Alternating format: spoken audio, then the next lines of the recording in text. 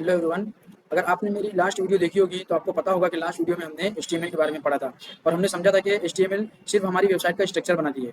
जरा सोचिए, अगर किसी घर में सिर्फ ईंटें और सीमेंट हो, उसमें कलर ना लगे हो, उसमें अच्छे दरवाजे ना हो, खिड़कियां ना हो, तो क्या वो घर अच्छा दिखेगा? बिल्कुल नहीं। ठीक उसी तरह एचटीएमएल सिर्फ हमारी वेबसाइट का स्ट्रक्चर बनाता है। उस वेबसाइट को गुड लुकिंग और अट्रैक्टिव बनाने का काम सीएसएस का होता है। तो इस वीडियो में हम सीएसएस के बारे में पढ़ेंगे कि सीएसएस क्या होती है, सीएसएस की जरूरत क्यों पड़ी और कैसे हम सीएसएस को हमारे एचटीएमएल के साथ हम यूज करते हैं। CSS stands for cascading style sheet. तो इस नाम में तीन शब्द है, कास्केडिंग, स्टाइल और शीट। तो सबसे पहले हम कास्केडिंग का मतलब समझते हैं। देखिए इधर लिखा rules flow downward the last rules applied means. इसका मतलब है, इसको हम सिंप्लीफाई करते हैं कि मान लो एक HTML एलिमेंट है जिसमें हमने 3 या 4 CSS प्रॉपर्टीज लगाई है। तो ये ब्राउजर डिसाइड करेगा कि कौन सी प्रॉपर्टीज उस एलिमेंट पर अप्लाई करनी है। और स्टाइल मतलब है controls the visual appearance and layout, means के मतलब किसी चीज़ का डिज़ाइन या लुक।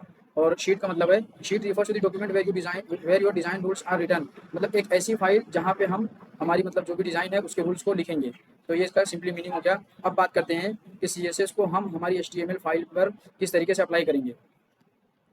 इसको हमारी फाइल में अप्लाई करने का हमारे पास तीन तरीका है। जो पहला है वो है इनलाइन CSS, दूसरा है वो इंटरनल CSS और तीसरा एक्सटर्नल CSS। जिसमें सबसे पहले हम इनलाइन CSS को देखेंगे। देखिए इनलाइन CSS वो तरीका है जिसमें हम डायरेक्टली हमारे HTML टैग के अंदर हमारी CSS की प्रॉपर्टीज को हम डिफाइन करते हैं, जिसको हम प्रैक्टिकल करके देखेंगे। तो मैं चाहता हूँ मेरे डी ड्राइव के अंदर मैंने फोल्डर बना के रखा है, इसमें फाइल index.html, इसको मैं अपने VS कोड में ओपन करता हूँ।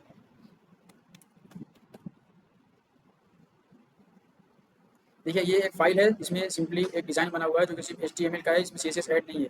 इस फाइल को मैं मेरे ब्राउजर पे मैं इसको रन कर देता हूँ। ठीक है, ये है। अब इसमें मैं इनलाइन CSS अप्लाई करता हूँ। देखिए सबसे पहले ये जो हेडिंग है, मैं इस और इनलाइन CSS अप्लाई करने के लिए एक एट्रीब्यूट यूज़ होता है जिसका नाम है स्टाइल, और इसी के अंदर हम हमारी प्रॉपर्टीज़ को लिखते हैं। तो इधर मैंने यूज़ किया एट्रीब्यूट स्टाइल। अब मुझे उसका कलर चेंज करने का है, तो कलर मैंने लिखा रेड, इसको सेव किया और इस ब्राउज़र पे जाकर मैं देखूंगा तो देखो ये इस तरीके से हो गई। अब इसके आगे फर्दर और प्रॉपर्टीज़ अप्लाई करनी है, अगर मुझे उसको उस चीज़ को सेंटर में करना है तो मैंने लिखा टेक्स्ट अलाइन सेंटर। तो ये चीज़ मैं पेज को सेव करूँगा तो सेंटर में आ गया। तो ये तरीका जो है, जो हम हमारे टैग के अंदर स्टाइल नाम के एट्रीब्यूट में आके प्रॉपर्टीज़ को लिखते हैं, इस चीज़ को कहते हैं इनलाइन CSS। जो दूसरा तरीका है वो इंटरनल CSS का है। इसमें क्या होता है कि हमारा जो हेड टैग के अंदर स्टाइल नाम का टैग आएगा, उसमें हम अपनी CSS की प्रॉपर्टीज़ को लिखेंगे और यहाँ से शुरू होता है हमारा टारगेटिंग का कॉन्सेप्ट कि हम किसी इन लाइन में क्या हो रहा था कि हमको जिस टैग में लिखना है हम उसी टैग में प्रॉपर्टीज़ को लिख दे रहे थे। लेकिन इंटरनल में क्या होगा कि हम मतलब जो हमारी बॉडी के अंदर जो एलिमेंट्स हैं हम उनको टारगेट करेंगे। तो टारगेटिंग का कॉन्सेप्ट मैं इसके बारे में डिटेल वीडियो आगे बनाऊंगा। अभी इसको सिंपली पहले इंटरनल CSS को हम समझ लेते हैं। तो जिसके लिए क्या है, मैं जाता हूँ पहले मेरी फाइल के अंदर और मैं इस सारी चीज़ को मैं कर देता हूँ रिमूव। सारी चीज़ को मैंने रिमूव किया, इसको सेव किया। अब मैं इसका अगर इफेक्ट देखूंगा ये पहले जैसा एच हो जाएगा। ठीक है, अब इसमें ये हेड टैग के अंदर एक आता है स्टाइल नाम का टैग। इसके अंदर अब हम मान लो कि मुझे इस हेडर के अंदर जो H1 है, मुझे इस चीज़ को मुझे स्टाइल करनी है। तो टारगेटिंग में एक्सप्लेन करूँगा कि सिंपली मैं इसको टारगेट कर लेता हूँ कि हेडर के अंदर एक H1 नाम का टैग है, इसके अंदर अब मुझे प्रॉपर्टीज लिखनी है। मैंने इसका कलर कर दिया रेड, तो ये इसका कलर हो जाएगा रेड। और इस चीज़ को सेंटर में करना है, ये हो गया टेक्स्ट अलाइन सेंटर। तो ये चीज़ आ गई सेंटर में। सेम वही काम किया, बस मेरा सिर्फ टारगेट करने का मतलब CSS को अप्लाई करने का तरीका डिफरेंट था। उस टाइम मैंने क्या किया था कि इसके सामने ही मैंने स्टाइल नाम के एट्रीब्यूट में लिख दिया। पर इंटरनल CSS में क्या होता है कि हम एक हमारे हेड टैग के अंदर स्टाइल नाम के टैग के अंदर हमारे प्रॉपर्टीज को लिखते हैं।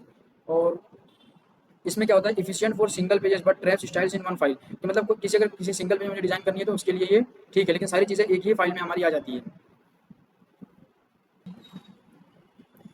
जो हमारा तीसरा तरीका है जिसको हम कहते हैं external CSS, the professional standard styles live in a completely separate dedicated file, कि जिसके लिए हम क्या करेंगे, एक अलग से सेपरेट और एक डेडिकेटेड CSS फाइल रहेगी, जिसको हम कह सकते हैं कि the most efficient scalable way to build the web page, कि सबसे मतलब जो अच्छा तरीका जो माना जाता है वो एक्सटर्नल CSS का है। तो अब हम इसको एक्सटर्नल CSS को किस तरीके से करते हैं, इस चीज़ को हम प्रैक्टिकल करके देखते हैं। तो इससे पहले हम देख लेते हैं हमारी जो पुरानी डिज़ाइन थी वो बिल्कुल एज इट इज़ है। तो हम सबसे पहले हमारे VS कोड पर जाते हैं और इस एक्सटर्नल CSS में क्या होता है, अलग से CSS फाइल बनती है। तो हम सबसे पहले इस चीज़ को हम सबसे पहले रिमूव कर देंगे और जिस फोल्डर में हम हैं हम यहाँ पे एक दूसरी फाइल बना लेते हैं।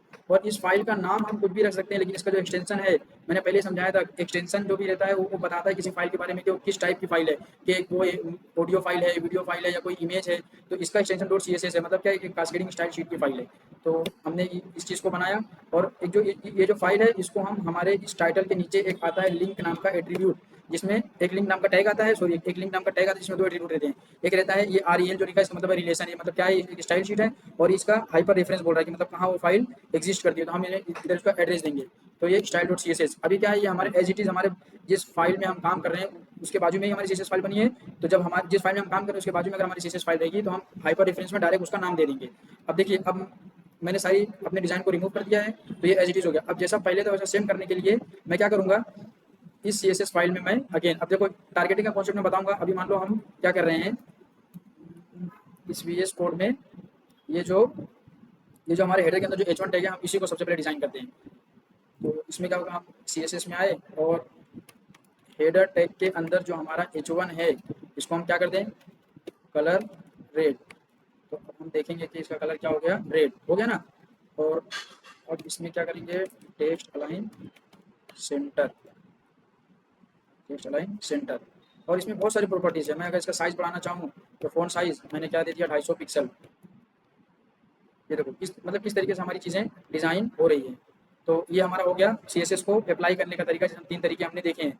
अब इसके आगे हम एक बार इसका समरी देख लेते हैं। ये देखो इसमें क्या है, देखो 3 तरीका था, inline C S S, internal C S S, external C S S. जो एक्सटर्नल सी एस एस है वो मतलब बहुत ही सूटेबल और स्टैंडर्ड तरीका माना जाता है। इनलाइन में क्या हो रहा था कि हमने H T M L tag के अंदर ही स्टाइल नाम के एट्रीब्यूट में प्रॉपर्टीज़ को लिखा था, जिसकी रीयूजेबिलिटी नन हो जाती है। और इंटरनल सी एस एस में क्या था कि हम हेड टैग के अंदर एक स्टाइल नाम का टैग यूज़ करते हैं, जिसमें हम हमारी प्रॉपर्टीज़ को लिखते हैं, जो कि एक सिंगल पेज डिज़ाइन करने के लिए माना जाता है। और जो एक्सटर्नल सी एस एस है, जिसके लिए हम एक separate C S S file बनाई थी, जो कि लिंक टैग के अंदर हमने उसको लाकर उसका रेफरेंस दिया था, और जो कि प्रोफेशनल तरीका माना जाता है। तो ये हो गया, हम हमने सी एस एस का इंट्रोडक्शन देखा, और सी एस एस को हमारी फाइल में किस तरीके से अटैच करते हैं हमने वो देखा। और आगे हम देखेंगे कि सी एस एस सेलेक्टर क्या है, और इसमें हम फर्दर सी एस एस की बहुत सारी प्रॉपर्टीज़ है, और हम एक एक चीज़ को बहुत ही डिटेल में आगे हम सी एस एस की जितनी भी प्रॉपर्टीज़ है जो मोस्टली जो यूज़ होती हैं, बाकी आप उस पर प्रैक्टिस करोगे तो धीरे धीरे आप मतलब जितना मैं बताऊंगा उसके आगे आप और मतलब चीज़ों को देखोगे तो आप सारी सी एस एस को तुम कंप्लीटली सीख जाओगे।